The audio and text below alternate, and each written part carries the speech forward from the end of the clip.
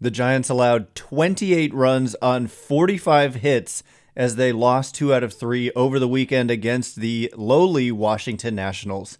So we'll talk about what happened, talk about the COVID outbreak that is seriously affecting the Giants, and the roster crunch that's upcoming next. You are Locked On Giants, your daily San Francisco Giants podcast. Part of the Locked On Podcast Network, your team every day.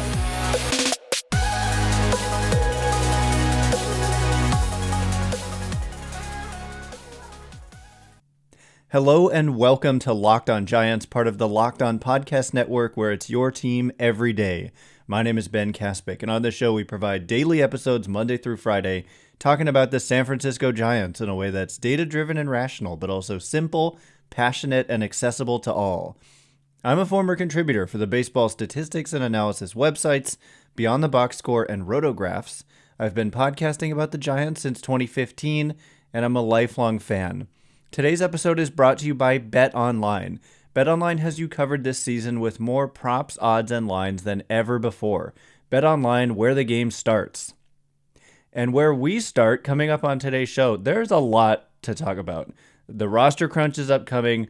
The Giants just lost 2 out of 3. Like I said, they allowed 28 runs on 45 hits to the Washington Nationals. That, of course, comes out to a little over 9 runs per game and 15 hits per game. And that's not even factoring in walks. The Nationals just hit them to death. It wasn't like a bunch of homers. It was just a bunch of hits. And so we'll talk about what was behind that, and also the unfamiliarity of the Giants right now, given all the players on the injured list with normal injuries, and then all the players who have gone down with COVID-19. The list is now at 4 Giants who have tested positive for COVID, and hopefully that's the end of it in terms of guys continuing to test positive. But combine that with all the injuries they've had, there's, I think, at least 10 guys. I think I counted last night, and it was 10 guys who are missing who would normally be on the active roster. And it's easy to look at that and say, well, that's why they lost 2 out of 3. But really, they lost 2 out of 3 to the Nationals because they allowed 28 runs in the series, over 9 runs a game. It's hard to win that way. And really, mostly the injuries and the COVID outbreak have affected the position players. And the Giants actually scored 6 runs a game in this series. So I chalk it up to kind of uncharacteristically poor pitching. Alex Wood wasn't really sharp on Friday on that Apple TV blunderous game, and Alex Cobb didn't make it out of the first inning coming off the IL on Sunday. And so when we look at the numbers behind this series, the Giants allowed a .436 average on balls in play. The Nationals, like I said, they really didn't hit the ball with too much authority. It was just a bunch of low-lining hits all over the diamond. 45 hits, 15 hits per game that the Giants allowed. But to me, it's flukiness. Like if you look at the peripherals, like the Giants allowed an earned run average in this series of 7.67, but the fielding independent pitching was 3.24. So really, that average on balls in play being .436, and the left on base percentage, which is another sustainability / luck indicator, that number for every team is generally going to end up at around 72% at the end of the year. And the Giants only at 51.3% in this series. So when they allowed a base runner, only about half the time did that base runner not come around to score. And there were so many base runners that's just how you end up scoring 28 runs in a series. So I wouldn't really worry about it. I'm not sure anyone really is all that worried about it. But you do lose 2 out of 3, and you just split with the A's. So it wasn't a particularly great week or homestand for the Giants. But all in all, they're still 14-8, just half a game out in the National League West. Both the Dodgers and the Padres are a half game above the Giants. The Giants still have a +34 run differential, despite getting massively outscored in the series. Maybe it wasn't too massive because the Giants had a pretty big blowout in their own right in their one win in the series. But at +34, they are still among the best in the game. Only the Dodgers and the Mets in the National League have a better run differential. And looking over in the American League, only the Yankees. So the Giants are still outscoring their opponents by among the highest clip in the game. And last I checked, the Giants led the major leagues in runs per game at 5. So it's kind of like they're trolling us with that, because it doesn't even feel like this Giants team is scoring a ton. And I know instantly there's a lot of you thinking they did it in bunches, right? If we look at, there have been a few games where they've scored a ton of runs and that's skewing the data. Well, we count that. And also, I don't know that that's necessarily the case anymore. I should look at the median for the Giants in terms of runs per game. But regardless, I mean, it's not like the offense has just been dreadful. They've been above average by weighted runs created plus. The pitching has been good by every metric overall, even counting this series against the Nationals. So for me, they're going to probably be fine. But even though the COVID outbreak didn't necessarily lead them to losing this series against the Nationals, I think moving forward, it could potentially be an issue if they're running out that type of lineup for any kind of sustained period of time. But they're not going to. Like Jason Krazan, we'll talk about him later, longtime minor league player, finally gets an opportunity to play in the major leagues in this series, collects a couple of walks, collects his first major league hit. Great story, but he gets optioned back to the minors after the game yesterday. The reason being, there's a roster trim that's happening right now. In fact, today is the deadline. Teams have to reduce their rosters from 28, where it's been all year so far, down to 26. It was only 28 because of the shortened spring training due to the lockout. So we're in the territory where now rosters have been trimmed, and that's ultimately going to lead to some serious questions and a serious crunch for the San Francisco Giants. It hasn't quite happened because of the COVID outbreaks and all the guys who are still injured. But LaMonte Wade Jr. is ready to come back. Alex Pavlovich says he's in LA, according to Wade's Instagram. And Longoria and Tommy La Stella are going to start rehab assignments this week. And then, of course, there's all the COVID guys: Yastrzemski, Belt, Littell, and Dominic Leone. So it has my head spinning, and we're going to start to try to parse through that and figure out what is going to happen and what the Giants might do. We'll talk about all the roster moves they made. They've got Mike Ford hitting in the middle of their lineup on Sunday. Who is he even? Some of you might be wondering. And they made a couple of other trades as well. Ford was a trade as well. So we'll talk about all of that in just a moment. But first, betonline.net is your number one source for all your sports betting stats and info. Find all the latest sports developments, league reviews, and news, including this year's basketball playoffs and the start of the Major League Baseball season. BetOnline is your continued source for all your sporting wagering information, from live betting to playoffs, esports, and more. Head to the website today or use your mobile device to learn more about the trends in action. They actually just updated their World Series odds and their National League pennant odds, and the Giants have moved up significantly since the start of the season. I think they were 22-1 in December, and now they're like 14-1. So go to BetOnline and check all of that out. BetOnline, it's where the game starts. All right, as promised, we are going to do our best to take a look at the state of the roster and all of the decisions the Giants are going to have coming up. I personally have never seen a roster situation that is this crunchy. I keep using that word. It's probably not the best word to use here, but they are going to have to make so many different decisions, and we'll explain why in just a minute. Thanks for making Locked On Giants your first listen every day. For your next listen, check out the Locked On Now podcast. Recaps of MLB games with analysis from our local experts. Taking fans through the season like no other network, free and available wherever you get podcasts. So the roster crunch, it is looming in a major way. So there's the 4 guys on the COVID IL: Yastrzemski, Belt, Dominic Leone, and Zack Littell. So the way that this works is when you test positive for COVID, you've got to go on the COVID IL. And when you're put on the COVID IL, it actually opens up a 40-man roster spot. So the Giants had 4 40-man spots open up because of these 4 COVID IL cases, and they used it. So they, like, to add Jason Krazan as an example, it's because he wasn't on the 40-man, but he gets added because of one for one with one of the other guys who go on the COVID IL. And they also add a pitcher, Jovera, and he's been nasty. And he's pitched a couple times, and my goodness, he's been extremely impressive. But he gets added to the 40-man. They add Mike Ford in a trade with the Seattle Mariners. They had just DFA'd him. They add Isan Diaz in a trade with the Marlins. They had just DFA'd him. And so I don't know who's one for one. That's the thing. They don't tell us. And the rule, so you add these guys like Krazan, as an example, to the 40-man. But then when somebody comes back off the COVID IL, you're able to remove the player that you added to the 40-man without having to DFA them. Normally, you can't just remove someone from the 40-man. You've got to designate them for assignment in order to do so.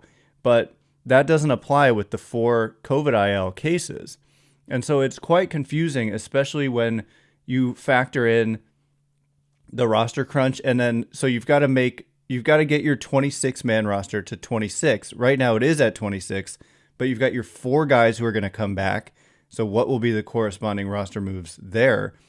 And then you've got, those are the COVID IL 4 guys. And then you've got your injured guys. You've got LaMonte Wade Jr., who is about to come back. You've got Evan Longoria and Tommy Stella, who are about to start rehab assignments. They had to re-add Alex Cobb.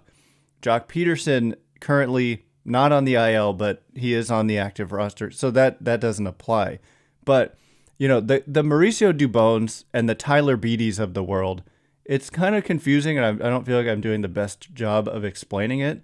But if you've been following the show, we've talked about how they needed to perform in the first month of the season, otherwise their roster spots were going to be in jeopardy when this roster crunch came up.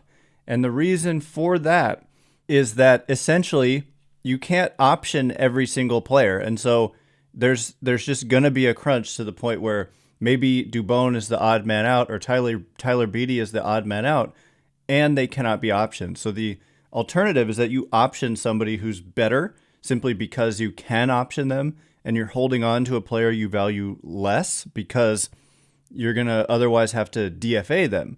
And so that issue is going to be forced with all the different guys that they're going to have coming back. But I guess the COVID IL kind of bought them some time because, for now it's just going to have to be essentially LaMonte Wade Jr. I don't know exactly what the corresponding move is going to be for Wade. We do know that yesterday after the game, Junior Marte and Jason Krazan were sent out, so the roster is at 26. The Giants are going to face a lefty in the first game of this series on Tuesday night in LA. Again, it's going to be Julio Urias. And so LaMonte Wade Jr., even if he's ready to come back, he's not going to be in the starting lineup against a left-handed pitcher. I think some people are going to think he should be, but no, that's not how they do it. He's not going to be in the lineup against Urias. And so the question is, do they add him to the roster just to be a pinch hitting option in that game against LA? I would say maybe, for sure, because who else?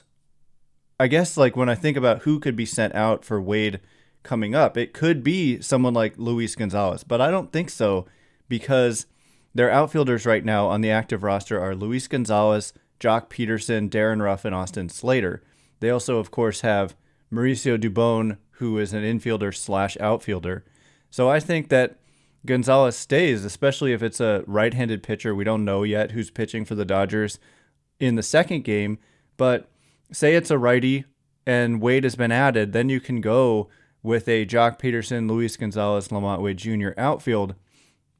Otherwise, you could go, I guess, Darren Ruff against a righty in the outfield, Wade maybe in center, and Peterson right. I guess you could do that, but if you look at who's on the roster currently in the infield, you've got Crawford, Dubone, again, infielder / outfielder, Estrada, Flores, Mike Ford, again, just added via a trade, for me, in response to the COVID issue, and Jason Vossler and Luke Williams. So I think that you could, in theory, if you're talking about before Tuesday's game, I guess you could also send out a pitcher. Theoretically, they've got Mauricio Jovera on the active roster. They've got Tyler Beatty. That's the thing. For me, I keep coming back to Tyler Beatty. Are they really just going to be able to continue to carry him in this capacity? Right now, He's only coming into games that are completely out of hand, and the results haven't really been there. He's got a 7.5% strikeout rate. He's got a 12.5% walk rate. The numbers, when I look, it's just a small sample. He's only pitched 8 1/3 innings, but I do just wonder how much longer are they going to be able to use a valuable roster spot on a guy who is not getting any kind of meaningful innings. That being said, you could option a guy like Sam Long. This is exactly what I'm talking about. Do you option a guy who you feel like maybe is a better player for you simply because you can in order to keep both? Whereas if you decide it's Beatty who needs to be demoted, you can't just option him, and so you have to cut him, and then you don't get to keep both. You only get to keep one. But then does it matter? Like, do you think that that's a worthwhile exchange? So it's going to be fascinating to see what they do. As I just looked through that, I honestly don't know. I suppose, like, I want to say Luke Williams or Jason Vossler, but Vossler has played pretty well outside of the big defensive mistake he made on Sunday. Could have been potentially a triple play to get Alex Cobb, I think, out of the inning unscored upon. I think it was first and second, no outs, and Nelson Cruz hit a ground ball to third, and it went under Vossler's glove as he was trying to catch it low around his ankles while stepping towards third base. But it went under his glove, and it just all hell broke loose after that. So I'm not going to judge Vossler based on that one play. I thought that he's been actually pretty darn good defensively over at third base, and he started to hit pretty well. He hit home runs in back-to-back games on Friday and a splash hit on Saturday. So he has kind of been a bright spot, and if there's a righty starter on Wednesday, I would imagine he would be back in the lineup. And so I don't know that I'm sending out Jason Vossler just to add LaMonte Wade Jr. Maybe it's Luke Williams, but then maybe you want Luke Williams to start against Julio Urias, having the platoon advantage there. So when I look at their roster situation, I don't exactly know how it is going to play out. I don't envy them having to actually make these decisions. And also, there's going to be a limit on the number of pitchers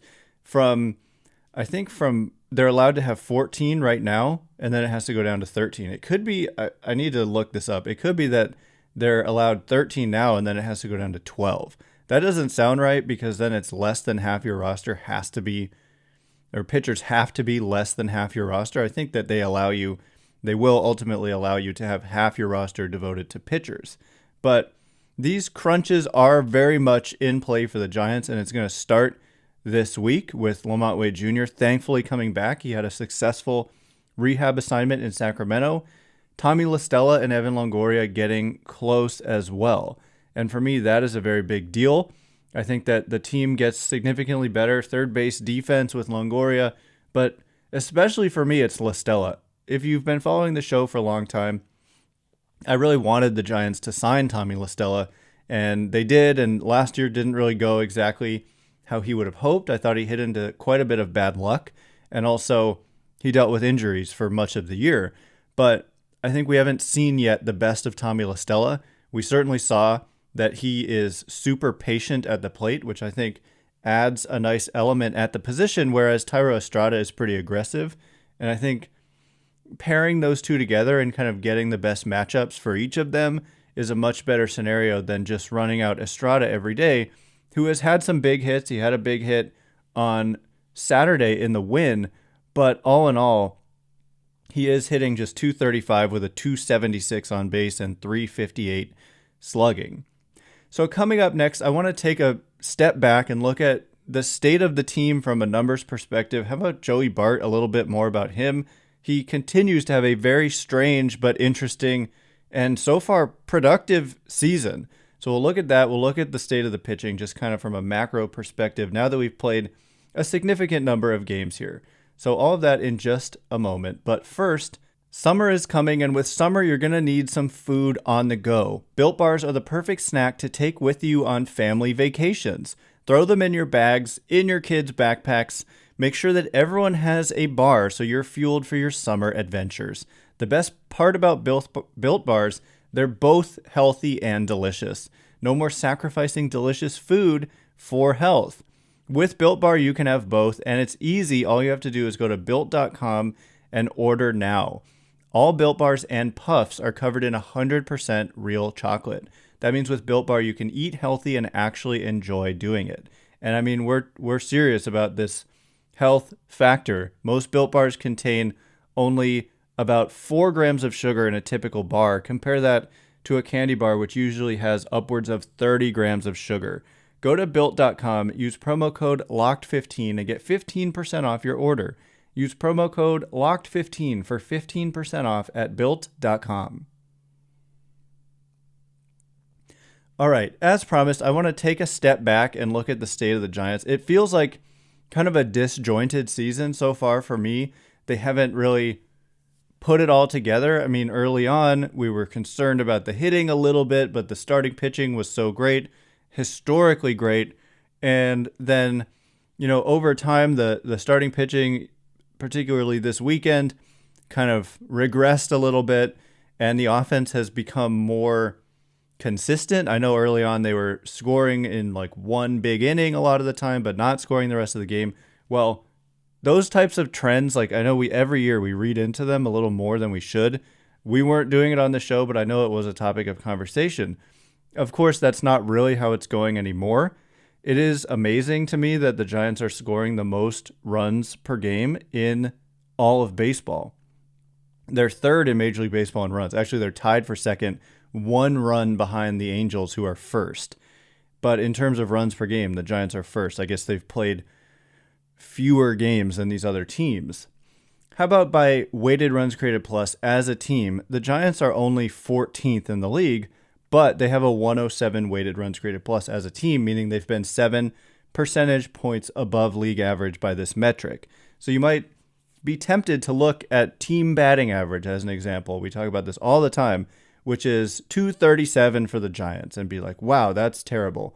Well, guess what? The league average is 233, and the league average on base is 308, league average slugging 370, and the Giants have a 315 on base and 379 slugging. So everything is just a little bit better than average. It is so important to know the league average before you look at a number and say that's bad, right? League average, batting average, and just everything is down in 2022. And so it's important to know that. So when we look at something like weighted runs created plus, it's taking that into account, and it's taking into account the different ballparks that the teams play in as their home parks. So the Giants a little bit better than average in that category. By wins above replacement for their position players, they're 13th at 3.5 wins above replacement. Guess what? They're tied with the Los Angeles Dodgers. Los Angeles Dodgers have the same team batting average, for those of you who think batting average is super important. And for those of you who think, I mean, look at the Dodgers and look at the Giants. It's truly a troll job when you look at the lineup that the Giants are throwing out there and the lineup that the Dodgers are throwing out there, and you consider that the Giants are scoring more. The Giants have just as good of results in terms of weighted runs created plus and wins above replacement. They throw out Mookie Betts, Trey Turner, Freddie Freeman, Max Muncy, Will Smith, Cody Bellinger, Chris Taylor. It's ridiculous that the Giants are able to go toe-to-toe with them, and they did it last year, and the Giants had the slight edge, of course, in the regular season. Dodgers get the edge ultimately by winning the playoff series, but if you count the playoff series, the two teams had the exact same records through the end of that series, and they were crazy good records, and the Giants are doing it again so far in 2022 for the most part. But it'll be interesting to match up face-to-face with that Dodgers team. It is pretty crazy. You look at, Krizan and Ford and Vossler and Estrada doing just as well right now as the Betts and Freddie Freemans and Trey Turners of the world. It's pretty crazy. It also just speaks to how difficult baseball is. So even those guys in that Dodgers lineup struggle sometimes, and they have that 237 team batting average. Not that batting average is very useful at all, and there are so many more important and better metrics. And by the way, the Giants are out homering the Dodgers 24-21. Dodgers have scored 102 runs to the Giants 109, and on and on. So they've been able to match them in a lot of different categories. If we look at the leaders on the Giants, I mean, Joey Bart continues to have a really, really intriguing season. Jock Peterson continues to lead the Giants in pretty much everything, so him coming back will be important. But keep in mind, on Tuesday, again, lefty starter, so Peterson would not probably be in the starting lineup, and that is for good reason. He has a long track record of being much better against right-handed pitching than he is against left-handed pitching. I don't care that he's doing well. A big reason he's doing well is very likely because he's not facing a lot of left-handed pitching. This is something that always bugs me a little bit. People are saying, he's doing so well, he should face more lefties. Maybe, just maybe, he's doing so well in large part because he's not facing lefties. And if you expose him to lefties, then the numbers are going to come down. The numbers are going to come down regardless because they're unsustainably fantastic. And that's just nobody, even Barry Bonds, sustains those types of numbers. But yeah, that gets under my skin a little bit. And something I want to point out, keep wanting to point out, Brandon Crawford having a disappointing offensive start to the season, looking more like the Brandon Crawford of the last several years before the awesome 2021. His 2021 didn't look like a fluke, and it's also very early, and plenty of guys around the league are scuffling, including some of the great players in our game, not having great starts to the year. It just is pretty normal in baseball over a few week span to just not do great, even if you're ultimately going to have a great season. Pretty normal. So it's too early to freak out, but just wanted to point out he's a guy that they're relying on in the middle of this lineup, and he really, for the most part, hasn't done much offensively. They've gotten good production out of Jason Vossler. Wilmer Flores has been good. Mike Yastrzemski was turning it around prior to his COVID positive test. Luis Gonzalez has done a really nice job filling in, has a 113 weighted runs created plus in 9 games. Darren Ruff showed signs of finally breaking out of his funk. He was hitting the ball hard all day on Friday and on Saturday. Had nothing to show for it on Friday, but then had 3 hits on Saturday. So that is very good to see.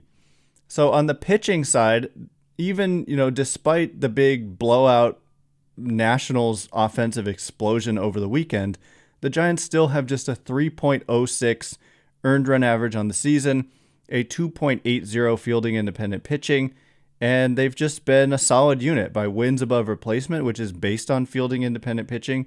They are 5th in Major League Baseball. Their starting pitchers have an earned run average of 3.51, but the peripherals are better. This is where the weekend did kind of move the needle. Giants are allowing a 345 average on balls in play by their starting pitchers, which is going to come down. So it means stuff like we saw this weekend with the Nationals just isn't going to continue, and it did move the needle on the season numbers. But it's something like more balls in play are going to be outs moving forward. We just saw a ridiculous number of hits on balls in play over the weekend against the Nationals, but it is not going to continue. So hopefully Carlos Rodon and the Giants, that's the thing about Rodon. There's not a lot of balls in play because he strikes everybody out. So he's not going to be the one who moves that back to normal. It's going to be the Alex Woods of the world, and he does go in that second game. Giants bullpen still has a 2.59 ERA despite giving up some runs in this series. 2.88 fielding independent pitching. So I'm not really seeing anything and panicking about anything when I look at the overall offensive numbers, the overall pitching numbers. Defensively, the Giants are rating maybe around league average. I think that they've been solid. I would say that generally speaking, we haven't seen terrible defense, and we haven't seen the best defense in the league, but I would say generally have been pretty solid out there. For the most part, there's a lot of different numbers we can look at: defensive runs saved, ultimate zone rating, outs above average. By outs above average, they're at 0. So that for me is kind of where I'm leaning towards the most. But looking at all of them, they seem to be in that neighborhood generally. Defensive runs saved, they're -6. Fangraphs defensive runs above average is, I think, how they say it, has them 19th at -2.3 runs above average. And that does take into account the different values of the different positions as well. So for what it's worth there. So that is the state of the Giants going into this game on Tuesday in LA. Coming up tomorrow, we're going to get to more mailbag questions. We had 40 the other day, and we didn't get a chance to get to nearly as many as we wanted to, but we're going to get to more of them tomorrow. So I hope that you come back for that. Once again, my name is Ben Kaspick. Check me out on Twitter at Ben Kaspick, Kaspick. Thanks for making Locked On Giants your first listen every day. For your second listen, checked out Locked On MLB. Paul Francis Sullivan, please call him Sully, brings you his unique perspective on the majors past and present. It's free and available wherever you get podcasts. Anyway, I can't wait to be with you again tomorrow. Thank you so much for listening today. And as always, stay Locked On Giants.